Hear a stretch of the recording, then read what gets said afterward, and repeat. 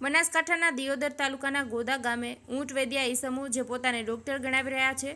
દિયોદર તાલુકાના અનેક ગામોમાં કોઈપણ પ્રકારની ડિગ્રી કોર્સ કર્યા વગર પોતાને ડોક્ટર ગણાવી આ વિસ્તારની ભોળી અને અભણ પ્રજાના આરોગ્ય સાથે ચેડા કરતા બોગસ મુનાભાઈ બની બેઠેલા માણસો પર કાયદેસર કાર્યવાહી કોણ કરશે, એક મોટો ચિંતાનો વિષય છે। શું આવા ડિગ્રી વિનાના પોતાને ડોક્ટર ગણાવી ભોળી જનતાને હાઈડોઝ ગણાતી ડ્રામા જેવી સિરોજો તેમજ બોટલો ચડાવવાની પરવાનગી કોણે આપી દીધી છે?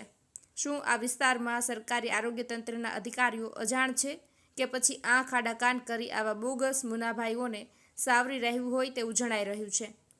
દિયોદર તાલુકામાં સરકાર દ્વારા લોકોની આરોગ્ય સુખાકારી માટે સરકાર દ્વારા લાખો રૂપિયાની ગ્રાન્ટ ફાળવી દરેક ગામમાં આરોગ્ય સેન્ટર અને સબ સેન્ટર ફાળવી ડોક્ટર તેમજ નર્સિસની ભરતી કરી લોકોના આરોગ્યની સાવચેતી માટે કામગીરી કરવામાં આવી રહી છે તેવા દાવાઓ જ થઈ રહ્યા છે। જ્યારે આવા બોગસ બની બેઠેલા ડોક્ટર પોતાના સ્વાર્થ સાધવા ભોળા લોકોના સ્વાસ્થ્ય સાથે ચેડા કરી રહ્યા છે। દિયોદર તાલુકામાં આવા બોગસ બની બેઠેલા ડોક્ટર તેમજ તેમને જથ્થાબંધ મેડિસિન એલોપેથિક દવાઓના વેચનાર એજન્સીઓ જે જીએસટી બિલ વિનાના કાળા બજારી કરતા અને સરકારની આંખમાં ધૂળ નાખી લાખોનો દવાઓ વેચનાર મેડિકલ એજન્સીઓ અને મેડિકલવાળાઓ પર સરકારની નાર્કોટન કે અન્ય ખાતરોની કાયદેસર કાર્યવાહી કરવામાં આવે જેવી લોક માંગ ઉઠવા પામી છે। સતીશ ચૌહાણ, બનાસકાંઠા।